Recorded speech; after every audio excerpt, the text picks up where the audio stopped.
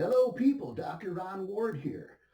Anyone who knows me knows that I listen to all different kinds of music, and one of my favorite genres of music is Latin music. Here today, I'm also a percussionist. You see my congas over here behind the banjo. So today what I have for you is a demonstration of sort of oddball Latin percussion instruments, right? First off, we want to do the Cuica. The Cuica is a Brazilian instrument, right? This is a genuine Brazilian Cuica. You see the Brazilian flag on it. Not inexpensive. Superficially, it looks like a drum. And you could hit the top of it like a drum, but you don't play it by hitting the drum head. I'm going to play a little Cuica for you and then demonstrate how you play it. It's found in a lot of types of Brazilian music, but most often heard in Brazilian samba music. It's a very understated, behind-the-scenes sort of accent instrument. In fact, all of the instruments I'm going to show you today are supposed to be accent instruments, right? So the Cuica sounds like this. You're going to wonder why my arm is in it, right? Get a grip.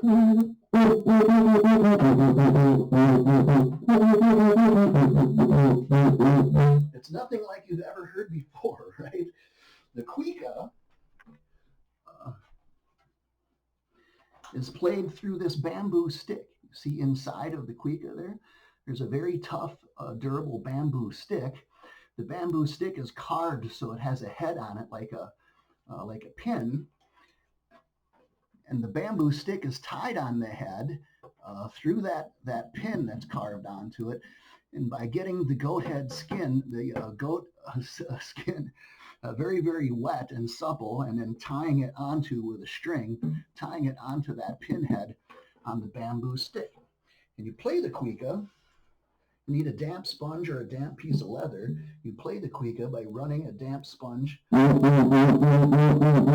lightly up and down the bamboo stick on the inside of the Cuica, right? You can get different tones out of the Cuica by pressing up and down on the drum head, right? Not on the actual bead on the top. If you press on the bead, you won't get any sound, right? So you get high tones and low tones on the Cuica by pressing, and it takes some strength to do this, by pressing up and down on the head.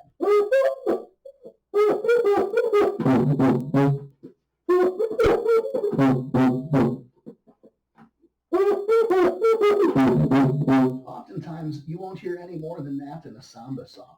It's a very background instrument, and you might hear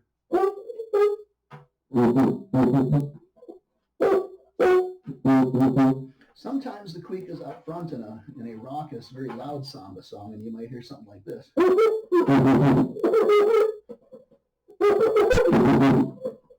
not doing it very well. Hold on.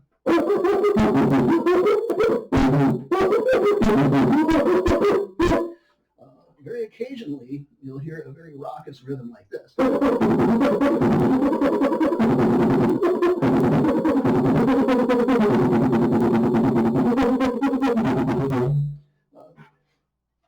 The Cuica does not translate very well culturally. A lot of my American students, where I play this in my World Regional Geography class, they don't like the sound of the Cuica, probably because they've never been exposed to it before, right? My favorite Cuica story is when I was invited to a friend's house to play out in his yard for a graduation party. And there were two bands there. The first band was a group of young people, very good band, very bright steel guitars, and they had this young woman violin player, right? And me and the fabulous Fleeners, they were called, were going on after this young band. But before we went on, we had a group session with these very young people. So there was jamming going on, sort of a fish-style jamming going on. I was playing congas, and I decided to reach down and grab the Cuica, right?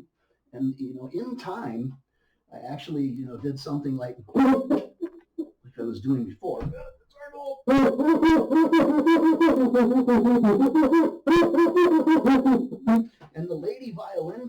this young woman, she turned around and looked at me, and she yelled, and she was right by a microphone. She said, "What are you doing?" Right? She did not identify the sound of the Cuica with music at all. And I, of course, very calmly looked at her and said, "I'm playing my Cuica." She obviously didn't think it was funny.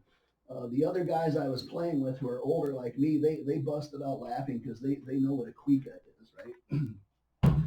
Next for you, we have the Cabasa, right? The handheld rhythm instrument made out of nice hardwood, right? And it has a steel neck on it. Let's get up a little closer. And on the steel neck are these beads, a series of beads. And you play the Cabasa by running your hand across the beads and moving them back and forth. I'm sitting far away from the laptop here so that the microphone doesn't get overwhelmed, right? So you play the Cabasa by going a little louder and softer. You can play it very sparingly in pocket parts of the song.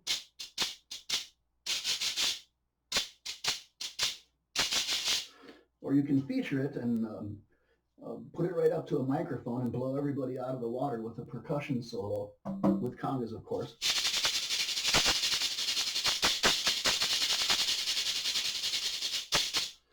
The Cabasa is different from the Cuica. Most people enjoy the sound of the Cabasa. Next, I have a Guiro. There are two R's in the word. It's a Spanish word, so you must roll your R's. Guiro, right? The Guiro is most often seen as a gourd instrument with very light marks on the side that make a very high-pitched sort of scratchy sound. Like this one is a hardwood Guiro from Vietnam, and it has fewer ribs on it to play and has a very deep tone to it. People who have played a Guiro before listen to this one and they say, "Wow, that's a really nice sounding Guiro." So you run a drumstick up and down the ribs, and, oftentimes in one direction, or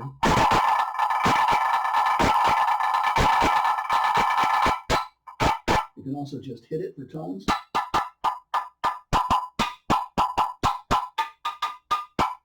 Like you would a wooden block.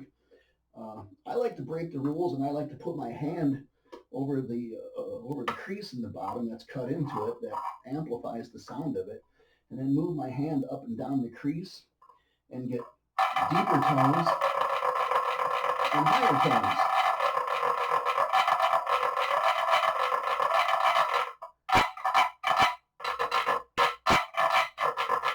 When your hand is closed down in the crease, you get this nice growly effect.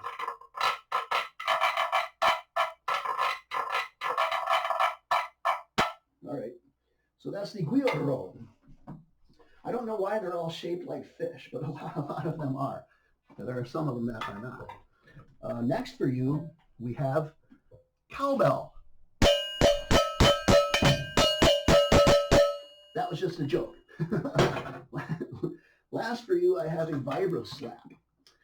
The Vibra slap is designed after, actually the jawbone of a donkey was the original percussion instrument. Because when you have the skeletal jawbone of a donkey, the teeth in it will be loose. And when you hit the side of this jawbone, the teeth will rattle and go. So the classic sound of a Vibra slap. The design of it is it's on a flexible metal rod, right? There's a rattle on the top, and inside the rattle is little metal bits that jump up and down when you hit it. On the bottom is a hardwood ball, and that's what you actually hit against your hand.